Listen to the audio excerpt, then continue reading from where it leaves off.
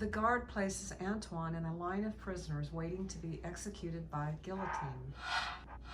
The executioner escorts his victims up the scaffold to the guillotine one by one.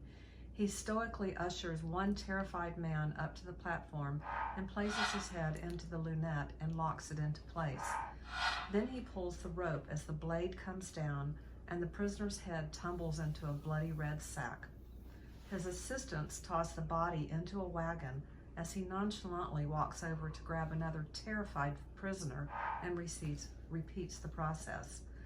Antoine observes another victim being beheaded. He stands where the prisoner was standing in line ahead of him. He is next.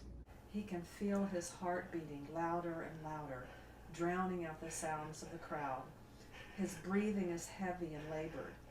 He is escorted up to the guillotine by the executioner. The executioner yells but can't be heard over the sound of ringing in his ears, his heavy breathing and heart beating faster and faster. His head is locked into place and he sees the sack full of bloody heads. The blade begins to fall. He hears a buzzing sound, a screech of the blade falling, then suddenly everything looks red. I am drowning. No draining the life force. Drawing, pulling at my face. The glimmering sun through the red threads of the sack, the colors and shapes twisting and turning. We hear the cries of suffering people.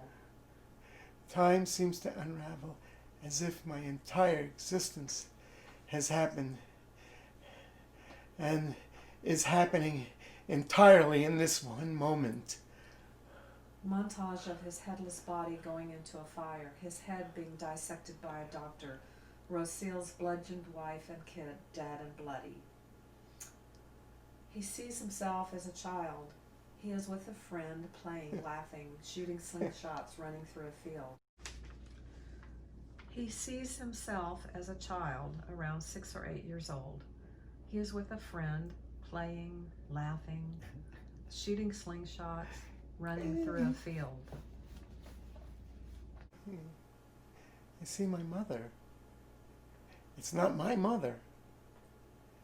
She's fading, just as I am. He sees his mom in the distance across a field. Child version of him runs toward her, never getting closer. I can't go with her. I can't go with her.